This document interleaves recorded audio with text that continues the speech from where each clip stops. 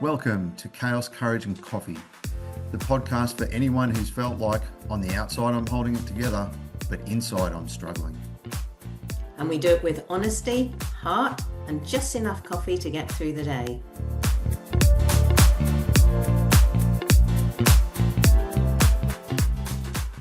Hello, Vanessa. Hi, Brett. How are you today? Yeah, I'm pretty good, thank you. I'm wondering what we're going to be talking about today.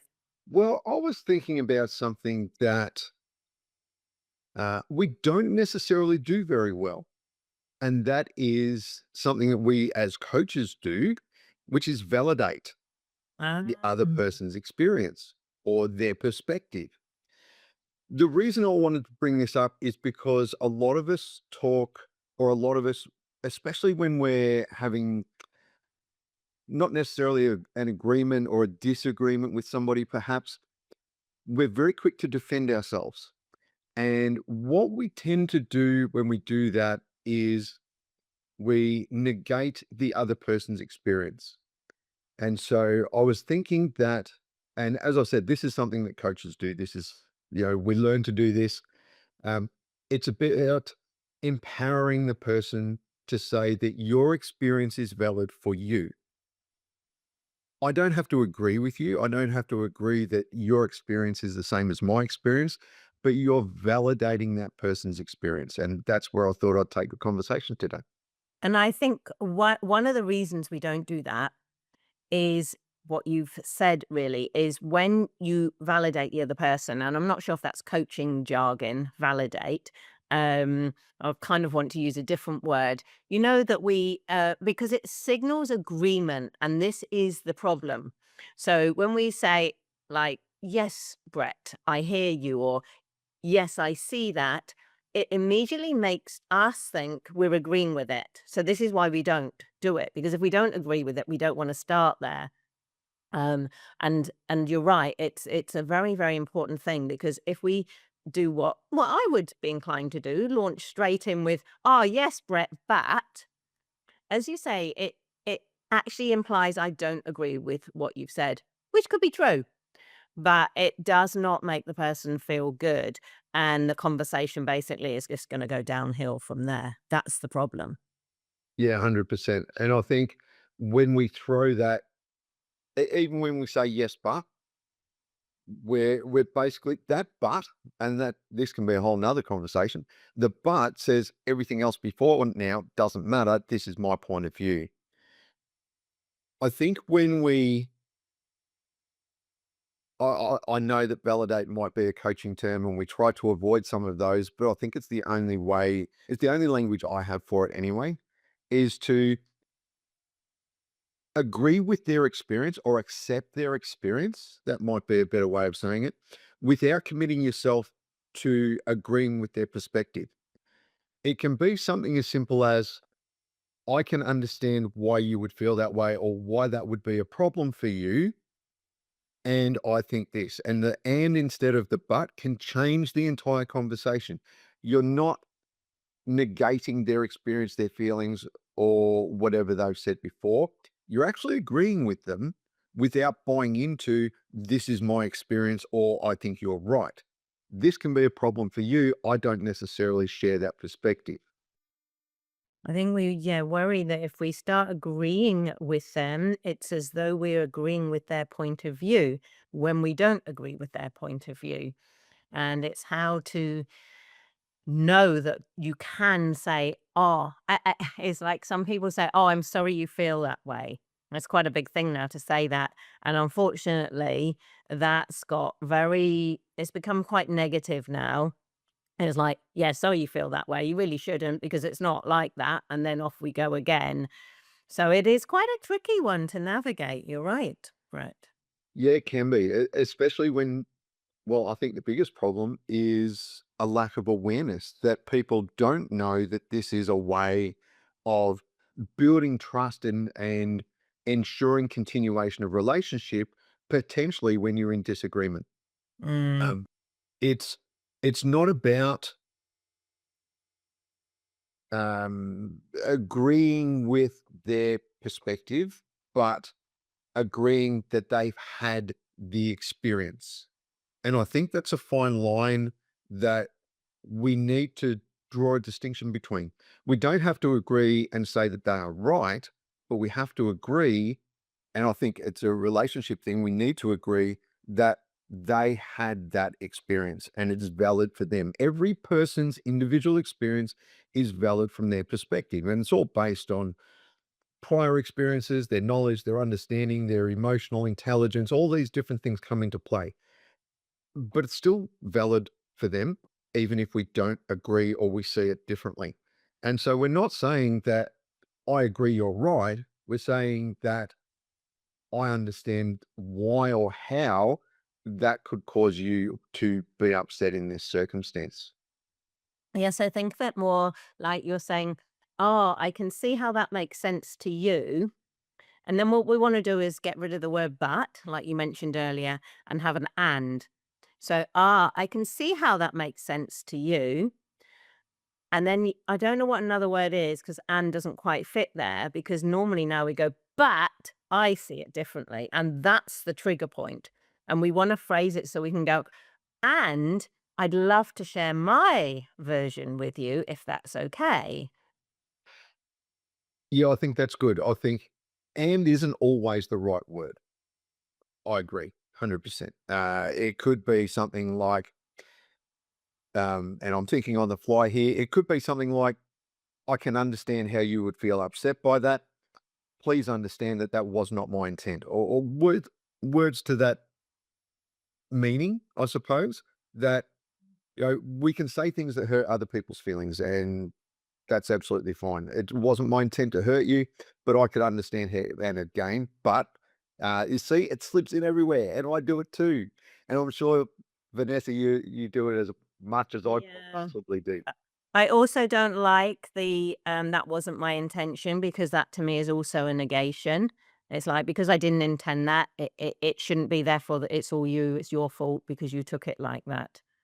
But I was rethinking my sentence where maybe we didn't need a filler word. So, I can see how that makes sense for you. Are you okay if I share my view on it? Yeah, that works. It's a way to include both parties and acknowledge that one event has completely different perspectives. You can put 10 people into a room and an event or something can happen and you can get 10 different versions. The question is who's right? There is no right. That's the point. Everybody's right. Oh gosh, reminds me of the program that I do for relationships where I say, and it's such a key one in relationships, which is essentially what we're talking about here, a relationship at any point in time between two people. Everybody's right. If we start from the premise everybody's right, because everyone has their perspective, and we're not going to take your perspective away, what we want to do is change your perspective. Anyway, we're going off at a tangent. So I think going back to helping people, understanding that you can say, yes, I'm hearing your point of view. That makes sense to them. So you say, yeah, that makes sense. Could I share my view too? And then it's like you're both putting views into the pot so that you can see it. You've changed the conversation from adversarial, so fighting against each other, to collaborative working together, Mm. Mm. because you haven't invalidated their experience. You have validated them and that experience is real for them. And I would like to share a different perspective. So we're in this together. And when people are validated, it keeps doors open. We're not antagonizing, we're not shutting doors, and we're not changing the tone or the state or the emotion. Mhm. We're inclusive, and it's one of those subtleties in human behavior. And it's so key. Some little subtleties, it's like such a difference. Like you said, just that word but. It's a killer. Yeah, absolutely. And these are the things that we don't learn growing up necessarily, unless you've got people around you who know these things or have experience. Mum or dad might be a psychologist or, counselor, therapist, whatever, or a coach. Then you're not going to get this language. You're not going to know, you're not taught, generally speaking, the wider public is not taught how to do these things and how to communicate in this way. And so I think that's part of my motivation for bringing this one up today is it might not help you today, but having that awareness might help all of our audience in the future at some point in time, just to calm things down, de-escalate perhaps a little bit, and be able to find a better resolution to a problem or disagreement they may have. Because it's interesting, in our line of work, we see it just so much that people want to be heard. So you started this with saying people want to be validated. We want to be heard. And you can quite often find a coaching session, a lot of it is just about the person being able to express themselves and have it like somebody's hearing you, listening, taking that time, understanding, showing some empathy. So if you validate somebody, it shows that you are hearing them. And that is just so important to us as humans. Yeah, absolutely. And it's one of the things that we don't get, and we often hear it. I listen to a lot of different podcasts. Some of them have relationship coaches and counselors, those sorts of things on there. And one of the common things is, and especially I think I hear it from women, um, is that he doesn't listen to me. And just using those words, that I can understand how that's tough for you, can be really empowering for someone to feel heard and understood.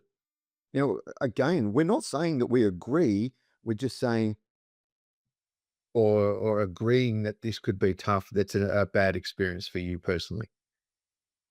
Yeah. So that seems to be the biggest hurdle we're going to have to get over is by acknowledging what someone else has said and what's going on for them isn't necessarily meaning that you agree with it.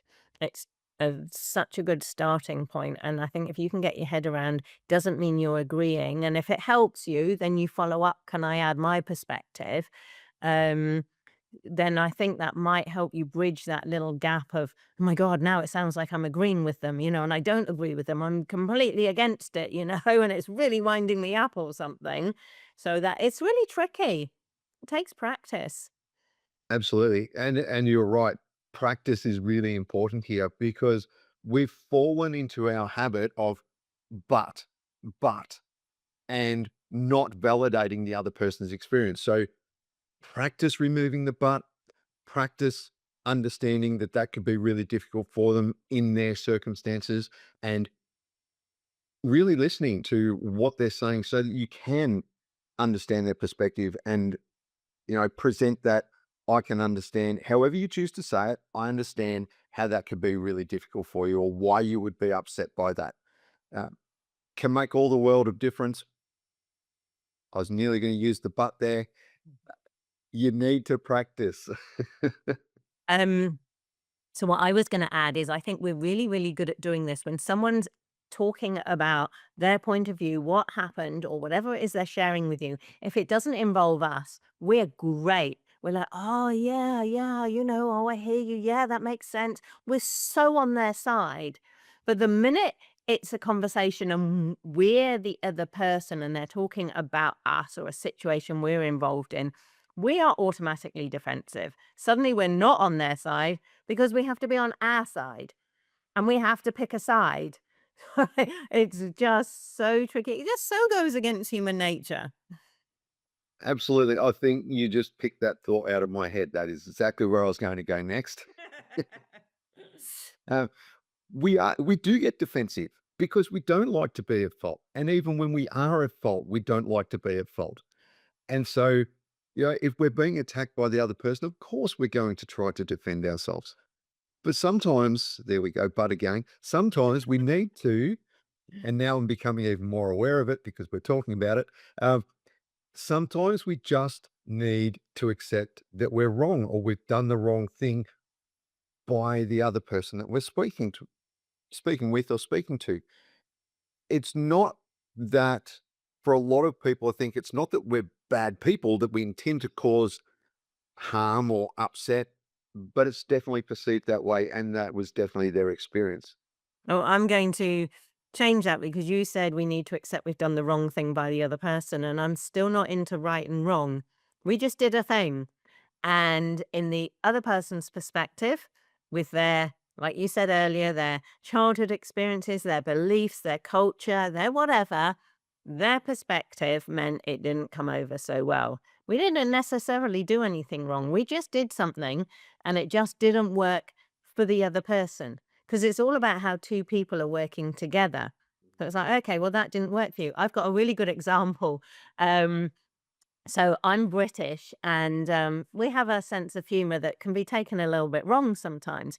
So I had this couple, or have this couple, and the guy, his parents are British, and he's picked up the British humor, and it doesn't get received very well by his partner. She finds it very offensive, and he means it as a joke. So they've had this long-standing issue where his jokes are taken literally, and she doesn't receive it very well.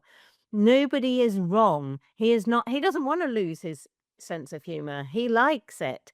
So nobody's wrong. It's just how can we get these two people on the same page? Because at the minute, they're seeing things differently. They're one innocent comment by him that she's supposed to laugh at if she was British. Um,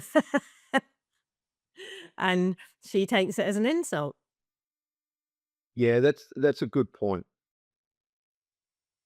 We do things, we all have different perspectives on life, and that's what makes our life so interesting is all the different people, different perspectives. And it's not that we intend to hurt or upset people. It's just like a joke that lands wrong. And it can be in all sorts of different ways. And understanding that it doesn't work for that person doesn't necessarily mean that you have to change who you are. It's about working through the differences. And this is where I think if we take it back to where we started with validation and, agreeing that that doesn't work for them and introducing and trying to problem solve collaboratively instead of defending, but this is who I am. Uh, we can get a lot further when we work together. Two brains are better than one. Yeah. So, yeah. No, it's such a good topic, and it's very, very interesting to pull it apart a little bit and investigate why it happens and what we can do about it. So I think we've drip fed in there things that we can do about it, but perhaps we should summarize those now. So I think in summary, the first step is to not get defensive. All right. Is the first step. And to accept that whatever has happened has caused the other person pain and express that or verbalize that. I can understand words to the effect of anyway. I can understand why that would be upsetting to you. Then I think we need to remove the but. Can I present a different perspective? And present your own perspective on it. Then at least you're still validating their experience. You're still saying or agreeing or understanding their perspective, their take on what happened for them. You're not arguing with it. You're not shutting it down and saying you're wrong, because that's only going to make things worse. Trust me, I've been there. Agree with what they've experienced, present a different perspective, and try to find that common ground. How do we move forward from here? And practice. I suggest practicing it in very low emotional environments first. So just practice it with people where you're not in disagreement or it's not a major disagreement so that you can get the hang of it first, because it's a lot harder when we're emotionally involved in it. It'd be harder to, like, even Brett now, where we've talked about the bat, and he's told you how many times he's put butt in. I almost feel we should, on the video, and we should edit the video, and every time that there's a butt, we should flash it up, because you've tried hard not to say butt, but it kept coming in. So that's how hard it is, guys. Um, it is hard because it's our habit, and our habits, and we've talked about this before. We can't change our habits overnight. It takes practice, and the best time to practice, you're right, is when we're not emotionally charged, having those low grade or low emotion conversations and building that muscle, just like going to the gym and pumping weights and that sort of thing. Build the muscle over time. It becomes a lot easier in that emotionally charged state. Cool. Well, thank you for bringing that topic today. I enjoyed pulling that apart. Thank you. And thank you all for listening.